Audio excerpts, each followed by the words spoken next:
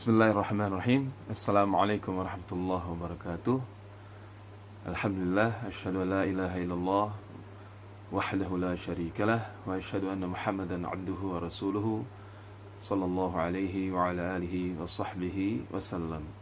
Wa ba'du, teman-teman kaum muslimin azani Allah wa iyyakum, kita lanjutkan syarah kitab tauhidnya ya, dari kitab Al-Mulakhas oleh Syekh Al-Allamah Shalih Al-Fauzan hafizahullah taala.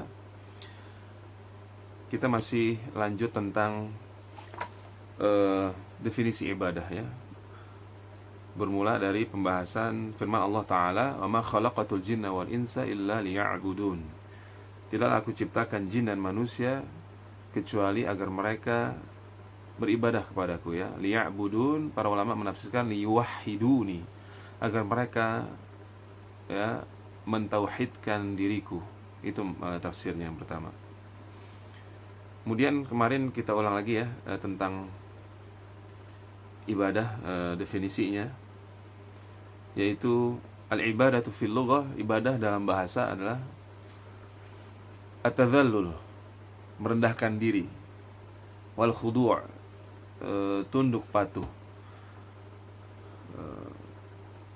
Jadi ingat waktu kecil dulu ya, kita pernah diajarin atau orang-orang diajarin dulu ya terkait definisi ibadah ini secara bahasa tadi, at-tadhallul, merendahkan diri.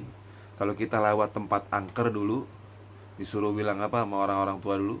Numpang-numpang, anak kunyuk numpang lewat ya. Bahkan ada yang lebih parah daripada itu, dia disuruh anaknya bilang numpang-numpang, anak monyet numpang lewat, jangan ganggu, tolong, jangan celakain kita gitu. Nah, ini bentuk perendahan diri ya, yang ini merupakan kesyirikan ya, hal yang bertentangan dengan tauhid itu sendiri ya, bertentangan dengan syahadat seorang muslim gitu. Namun ini masih terjadi kesyirikan ini sampai sekarang ini ya. Semoga Allah Subhanahu wa taala memberikan hidayah kepada kaum muslimin ya, khususnya di Indonesia ini. Masih banyak kesyirikan-kesyirikan yang seperti itu ya. Bahkan sampai sekarang pun ada kan orang yang lewat terowongan Casablanca, dia bunyikan klakson karena takut celaka ya, subhanallah. Nah, ini orang-orang yang tidak memahami tauhid secara benar, secara baik dan benar ya, tidak memahami tauhid rububiyah ya, tauhid uluhiyah, apalagi asma was sifat. Nggak paham orang seperti ini bahwa yang bisa menimpakan mudarat ya, memberikan manfaat itu hanya Allah Subhanahu wa taala. Dan dia tidak boleh takut kepada setan-setan dari jenis jin tadi ya, yang memang kadang suka mengganggu manusia. Tapi karena itu dia berbuat kesyirikan seperti tadi ya, takut kepada setan-setan dari jenis jin tadi, lewat terowongan dia klakson. Nah, ini juga perlu diperhatikan oleh kita semua, dan jangan dianggap remeh masalah seperti ini. Ini kesyirikan. Kenapa? Karena kesyirikan itu dosa yang sangat besar, tidak diampuni. Bahkan syirik kecil sekalipun ya, menurut pendapat yang lebih rajih, syirik kecil pun tidak diampuni. Termasuk dalam keumuman ayat firman Allah Subhanahu wa taala, "Innallaha la yaghfiru ay yushraka bih." Sesungguhnya Allah tidak mengampuni dosa dipersekutukannya sesuatu dengan Dia, dosa syirik.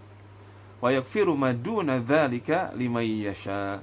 Dan Allah mengampuni dosa yang di bawah syirik, liman yasha, bagi siapa saja yang Allah kehendaki. Jadi dosa syirik itu ya, meskipun syirik kecil, itu tidak bisa diremehkan karena dia termasuk dosa yang sangat besar yang tidak diampuni oleh Allah Subhanahu wa taala. Nauzubillah. Kita memohon perlindungan, kita berdoa, kita mengemis kepada Allah agar kita tidak termasuk orang-orang yang berbuat syirik, baik syirik yang kecil maupun syirik yang akbar. Kemudian kita juga udah bahas terkait masalah definisi ibadah secara syariat, yaitu kita ulang sedikit ya. Ismun jami' lima yuhibbuhullah wa yardahu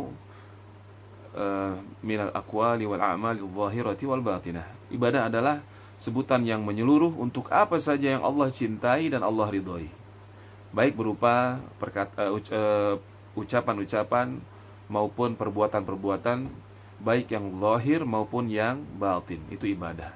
Nah, poin intinya adalah yang perlu kita fokus kepadanya adalah, dari definisi ini adalah bahwa ibadah adalah apa saja yang Allah cintai dan Allah ridhoi.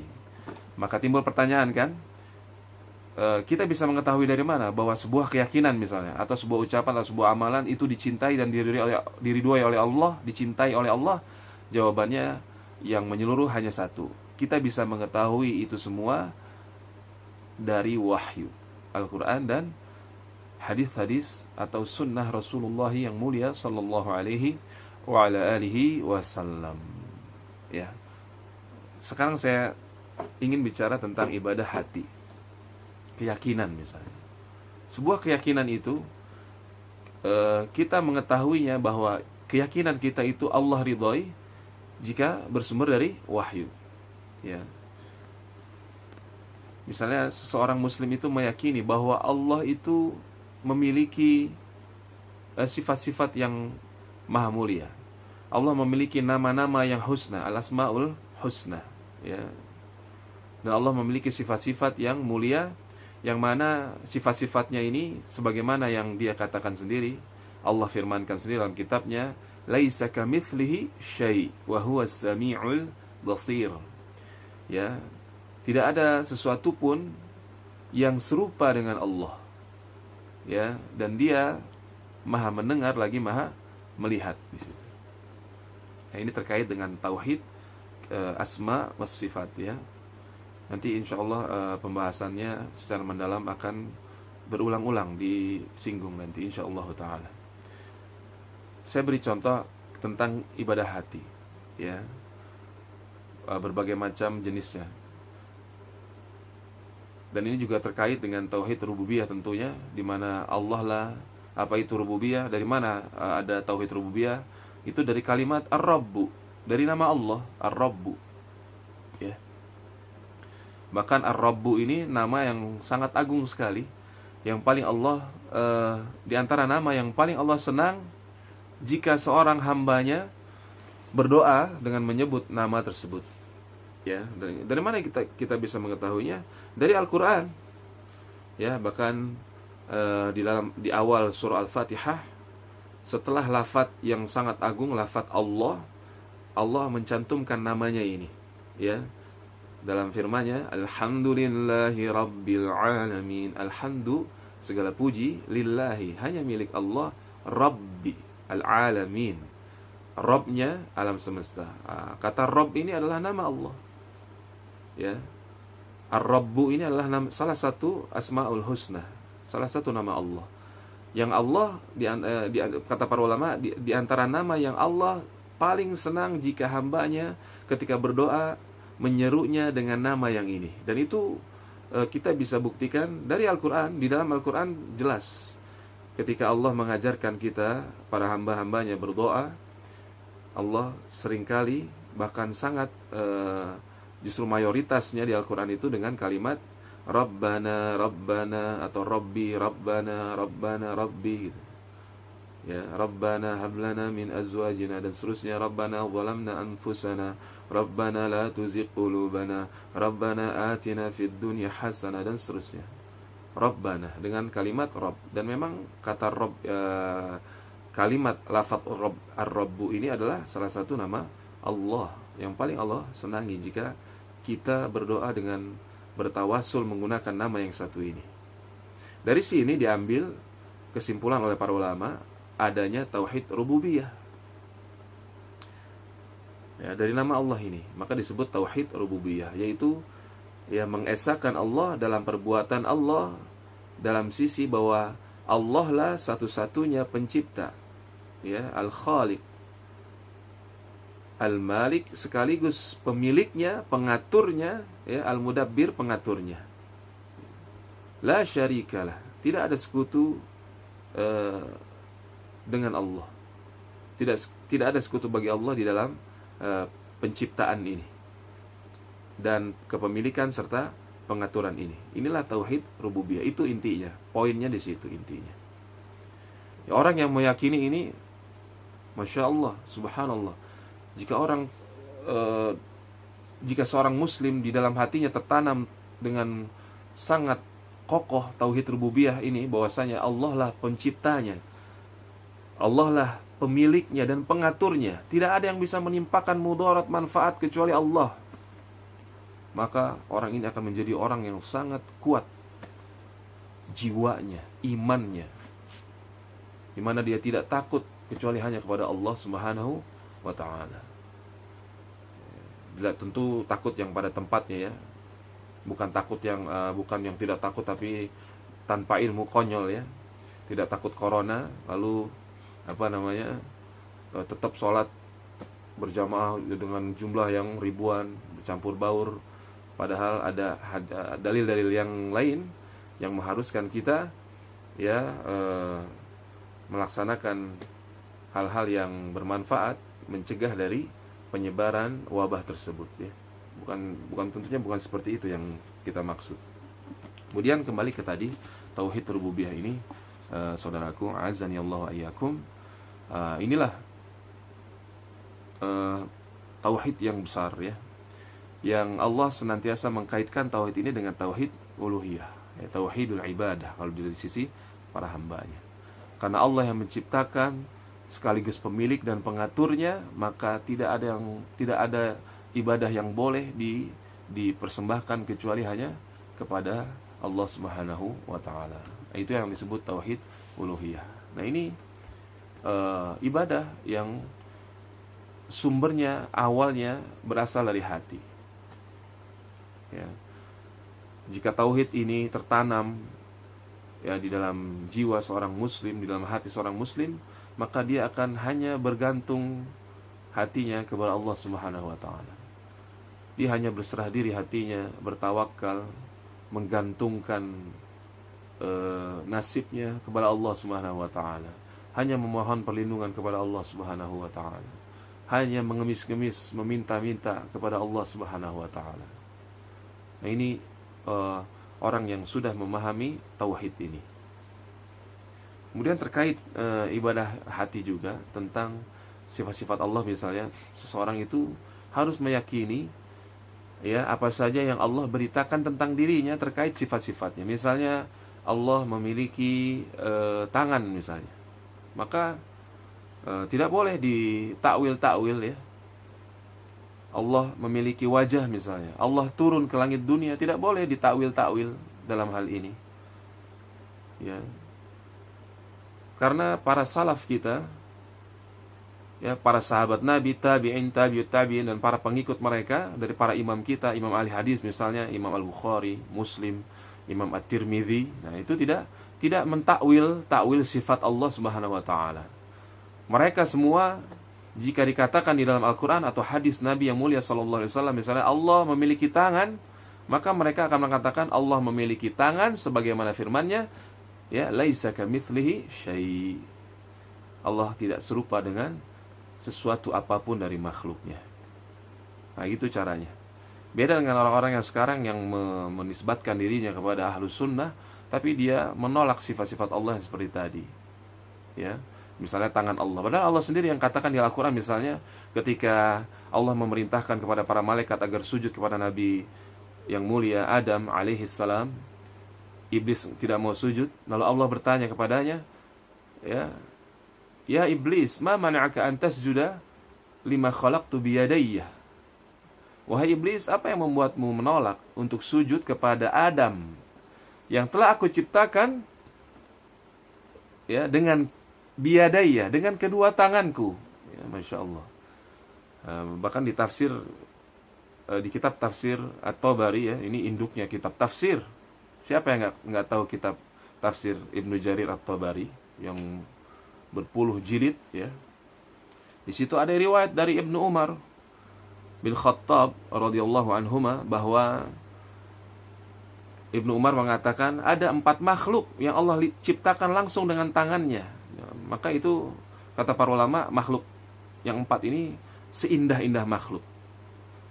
Yang pertama apa tadi? Dalam ayat Nabi Adam. Makanya Nabi Adam ini paling ganteng ya, paling tampan, super tampan, sangat tampan sekali. Karena dia dibentuk langsung oleh tangan Allah yang maha mulia, yang tidak serupa dengan sesuatu apapun dari makhluknya. Ya, bukan Nabi Yusuf ya, yang paling tampan Nabi Adam. Ya, nomor 2 Nabi Yusuf. Ya, kemudian nomor 3 dan seterusnya para nabi dan rasul semuanya tampan-tampan. Para nabi dan rasul sebaik-baik manusia. Sesempurna-sempurna manusia itu para nabi dan rasul ya. Hidungnya sempurna, matanya sempurna, bibirnya sempurna, bentuk mukanya sempurna, giginya sempurna. Sebaik-baik bentuk fisik ya. Setampan-tampan pria itu para nabi dan rasul ya. Ya, jadi ingat kadang-kadang ada ya, zaman sekarang ini ada yang ngaku nabi ya. Lihat aja tampangnya itu.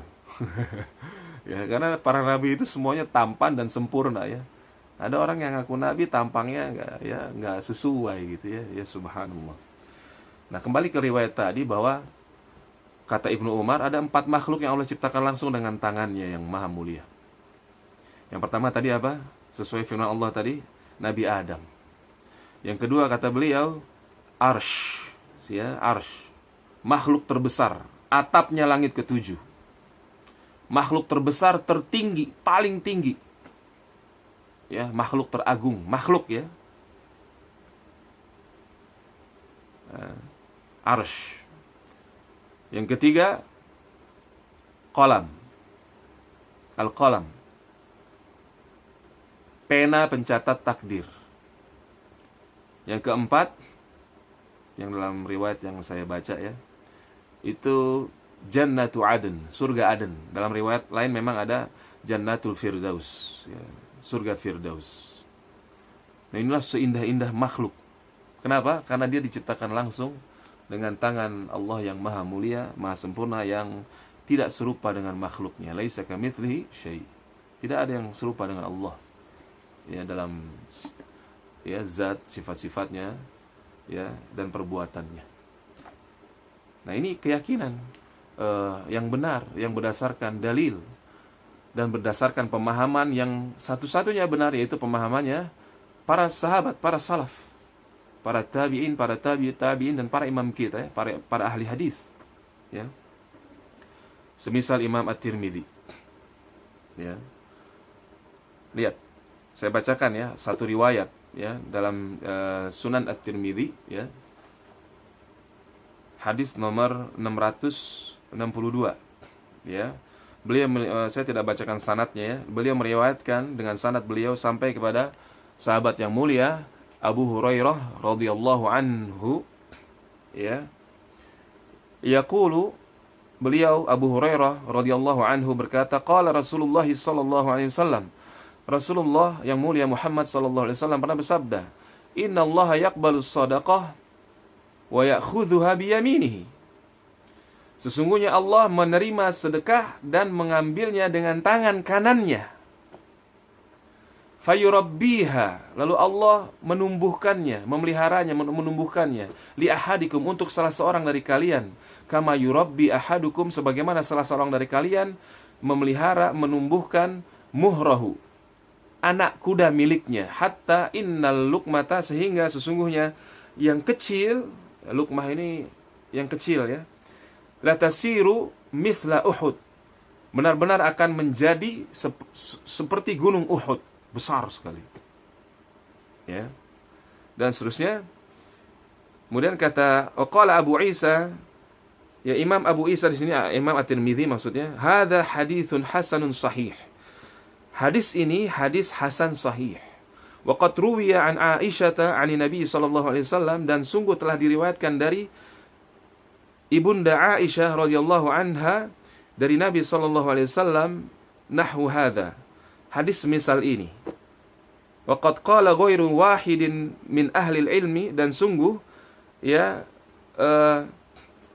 bukan hanya satu saja dari para ulama mengatakan fi hadzal hadis, terkait hadis ini, wa ma yushbihu hadza, dan hadis-hadis yang semisal ini, seperti ini, minar riwayat, dari riwayat-riwayat yang ada, minas sifat ya, yang di dalamnya ada tentang sifat-sifat Allah, wa nuzulir rabbi tabaraka wa ta'ala, dan turunnya Allah Rabbul Alamin tabaraka wa ta'ala, kulla lailatin, setiap malam, ila sama'id dunya, ke langit dunia.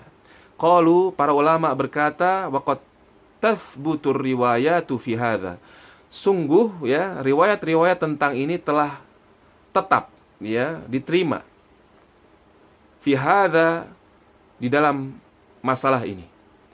Wa yu'manu biha, ya, ayat-ayat tentang sifat-sifat Allah seperti ini diimani, ya, wala yutawahham, ya, tidak dikhayalkan, tidak diumpamakan, tidak dibayangkan, ya. Wala yuqalu kaifa, tidak dikatakan bagaimana. Hakadza ruwiya an Malik, demikianlah diriwayatkan dari Imam Malik, wa Sufyan bin Uyainah, dari Imam Sufyan ibnu Uyainah, wa Abdullah bin al-Mubarak, dari Imam Abdullah bin Mubarak, ini imam-imam besar, para pembesar ahli hadis. Annahum qalu, bahwasanya mereka para imam kita itu berkata, fi hadzal ahadits, terkait hadis-hadis seperti ini, amirruha bila kaif, ya, hadis tentang sifat-sifat Allah ini, ya, mereka mengatakan agar kita mengatakan apa? Amirruha bila kaif, biarkan dia tanpa membagaimanakannya. Wa hakadza qaulu ahli ilm min ahli sunnah wal jamaah, ya, seperti inilah ucapan para ulama ahli ilmu min ahli sunnah wal jamaah, dari kalangan ahlu sunnah wal jamaah.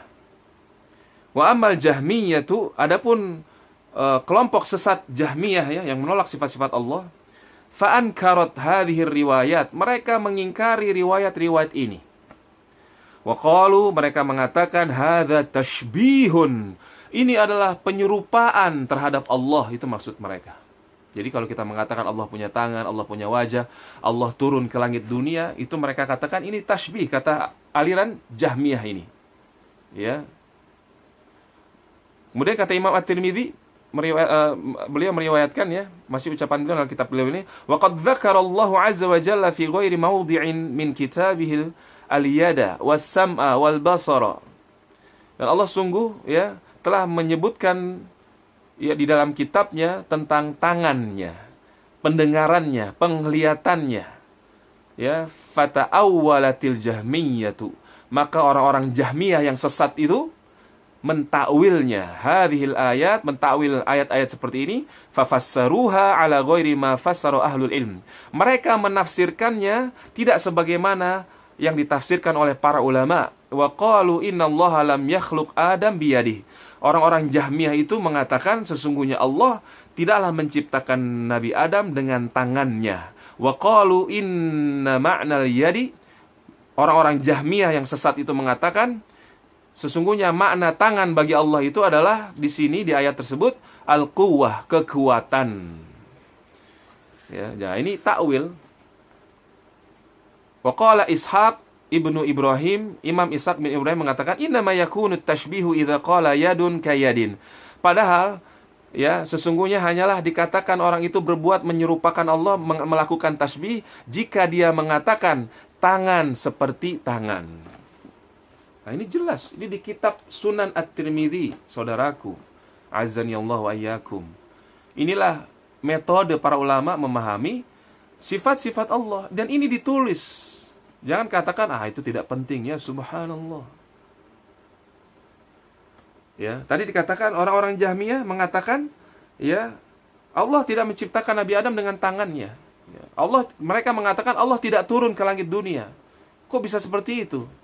Saya kasih tahu, saya akan jelaskan kepada Anda semua yang dirahmati oleh Allah Subhanahu wa taala, kenapa mereka menolak sifat Allah. Kok bisa mereka menolak sifat Allah? Ya, bahkan mereka menuduh kita, menuduh Ahlus Sunnah yang mengatakan Allah punya tangan sebagaimana, ya, yang dia firmankan laisa kamitslihi syai', dikatakan oleh mereka, oh itu tasbih. Karena kalau tangan, itu dia sebabnya. Karena kalau begini, itu sebabnya. Ya, saya jelaskan insya Allah secara rinci agar kita memahami secara baik kenapa mereka tersesat. Kenapa mereka menolak sifat Allah. Kenapa mereka mengatakan Ahlus Sunnah yang mengatakan Allah punya tangan, yang mengatakan Allah turun ke langit dunia itu adalah mujassimah, ya, musyabbihah, orang yang melakukan penyerupaan, ya, yang menyerupakan Allah dengan makhluknya. Kenapa? Padahal mereka yang menyerupakan. Karena mereka mendasari keyakinannya berdasarkan akal terlebih dahulu. Mengapa mereka menolak? Saya kasih gambaran agar Semoga Allah Subhanahu wa taala memberi kita semua hidayahnya. Orang-orang Jahmiyah yang sesat itu menolak sifat Allah, menolak tangan misalnya. Atau misalnya menolak sifat Allah, Allah itu turun ke langit dunia setiap malam. Ya, Allah turun ke langit dunia setiap malam. Ya, sepertiga malam terakhir. Kenapa? Karena mereka memasukkan Allah dulu ke dalam akal mereka, ke otak mereka yang terbatas.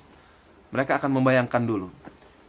Mereka akan mengatakan seperti ini ya, orang-orang sesat. Ya, ini secara umum ya, bukan Jahmiyah. Pokoknya orang-orang yang menolak sifat Allah. Ini secara umum ya, afwan. Maka mereka menolak, yang pertama adalah karena mereka memasukkan dulu Allah ke dalam akalnya. Misalnya tadi Allah turun ke langit dunia, mereka mengatakan apa? Kalau mereka membayangkan dulu, kalau Allah turun ke langit dunia, ya berarti Allah masuk dong ke makhluknya. Berarti kalau Allah begini, berarti begini dong. Nah, itulah sebab sesatnya dia. Jadi dia duluan yang menyerupakan Allah dengan makhluknya. Karena dia membayangkan Allah. Kalau Allah turun ke langit dunia, berarti Allah masuk dong ke makhluknya. Kok bisa? Bagaimana? Timbul kata apa? Kaifa? Bagaimana? Gitu. Berarti Allah menyatu dong dengan makhluknya. Dia masuk ke dalam makhluknya. Kalau Allah turun ke langit dunia. Bahkan mereka mengatakan kepada Ahlus Sunnah yang menyandarkan dirinya kepada manhaj salaf, wahai kalian orang-orang yang menisbatkan diri kalian kepada salaf, kalian ini melakukan tashbih. Kalian mengatakan Allah turun ke langit dunia. Allah ada di atas langit lalu turun ke langit dunia, kata mereka. Berarti Allah ketika turun, Allah masuk dong ke makhluknya. Bagaimana kalian ini? Ya subhanallah.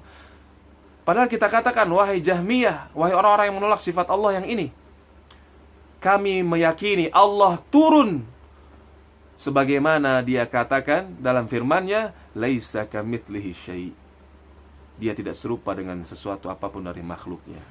Ya, kalau makhluk turun dari atas ke bawah, lantai atasnya kosong. Dia masuk ke tempat, ya, ke tempat. Dia masuk dari makhluk ke makhluk. Maka jangan samakan Allah. Jangan masukkan Allah ke dalam otak Anda. Begitu harusnya cara berpikirnya. Nah, inilah yang diajarkan oleh Imam Tirmidzi. Nah, Imam Tirmidzi jelas sanadnya. Imam Tirmidzi muridnya siapa? Muridnya Imam Al-Bukhari. Imam Al-Bukhari muridnya Imam Ahmad. Imam Ahmad muridnya Imam Asy-Syafi'i. Imam Asy-Syafi'i muridnya Imam Malik. Imam Malik mengambil ilmu dari Nafi'. Ya, bekas budaknya Ibnu Umar, sahabat yang mulia Ibnu Umar bin Khattab radhiyallahu anhuma. Ibnu Umar dari mana? Dari Rasulullah sallallahu alaihi wasallam. Lihat, ini ada di kitab beliau. Bagaimana kita harus bersikap terkait sifat-sifat Allah ini. Semisal tadi Allah turun ke langit dunia. Ya. Seperti orang-orang Asy'ariyah misalnya. Ya, yang turun itu adalah rahmatnya, bukan Allah, karena Allah tidak bertempat. Gitu. Ya, nah ini orang-orang yang sebenarnya kebingungan. Mereka memasukkan Allah dulu ke dalam akalnya. Jadi semua aliran sesat itu tersesat sebab apa? Mendahulukan akal. Saudaraku, ingatlah, iblis yang pertama kali dikutuk oleh Allah, dijauhkan dari kasih sayang Allah, dijauhkan dari rahmat Allah. Sebab apa? Karena dia pakai logikanya. Ketika dia ditanya, kenapa kamu enggan sujud kepada Adam? Yang pertama kali pakai logika, menolak firman Allah, siapa? Iblis. Iblis berkata kepada Allah, ya Allah, ana khairun minhu, saya lebih baik daripada Adam. Menurut logika iblis, apa katanya? Khalaqtani min nar wa khalaqtahu min tin. Engkau ciptakan aku dari api, ya Allah. Dia Adam dari tanah, saya lebih baik daripada Adam. Menurut logika saya, kata iblis. Jadi, ya, yang pertama kali pakai logika menolak firman Allah adalah iblis. Sehingga karena logikanya itu, ya, maka dia melakukan dosa yang pertama kali, yaitu sombong. Ya. Nah, perhatikan saudaraku, penyebab sombong apa? Logika. Merasa pintar, merasa lebih pintar daripada, ya, na'udzubillah, terkhusus kita merasa lebih pintar daripada Rasulullah sallallahu alaihi wasallam, merasa lebih pintar daripada sahabat, merasa lebih pintar daripada tabi'in, tabi'ut tabi'in, merasa lebih pintar dibanding Imam Tirmidzi misalnya, ya subhanallah. Ya, terkhusus terkait sifat-sifat Allah ini ya. Perhatikan kata Imam Tirmidzi. Ya, beliau mencantumkan ini dalam kitab ya, dalam sunan beliau. Ya. Ya, jadi Ahlus Sunnah itu adalah meyakini Allah memiliki tangan, 2 tangan. Bahkan di dalam hadis yang sahih, dalam sahih Muslim, Nabi Muhammad mengatakan sallallahu alaihi wasallam, Nabi Muhammad mengatakan kilta yadaihi yamin. 2 tangan Allah itu kedua-duanya kanan. Awas, jangan dibayangin. Bayangan Anda makhluk. Jangan dipikirin. Pikiran Anda, bayangan Anda makhluk. Cukup Anda mengatakan dalam hati Anda dengan ucapan lisan Anda, saya mengimani Allah memiliki 2 tangan yang sebagaimana firman-Nya, laisa kamitslihi syai'. Dia tidak serupa dengan sesuatu apapun dari makhluknya. Selesai masalahnya. Selamat antum. Ya, kita selamat dengan demikian. Kita mengikuti akidahnya salaf, bukan Jahmiyah, ya, bukan Mu'tazilah, ya, bukan Qadariyah, Jabriyah, bukan juga Asy'ariyah. Tapi Ahlus Sunnah yang sebenarnya. Ahlus Sunnah memiliki keyakinan Allah memiliki wajah. Bahkan kenikmatan terindah. Ya, semoga Allah Subhanahu wa taala memberikan saya dan Anda semua kenikmatan ini. Kenikmatan terindah. Tidak ada yang lebih indah darinya. Kenikmatan melihat wajah Allah. Saudaraku, kita kita renungkan sama-sama. Di dunia ini, ketika kita misalnya bangun pagi, lalu ketika kita buka pintu misalnya, pintu rumah kita mau keluar, tiba-tiba ada secarik kertas, ada kunci mobil, dan ada mobil barunya di depan rumah kita. Lalu di situ ditulis, ini mobil buat Anda, berikut surat-suratnya, sudah atas nama Anda. Tapi kita nggak tahu siapa yang ngasih.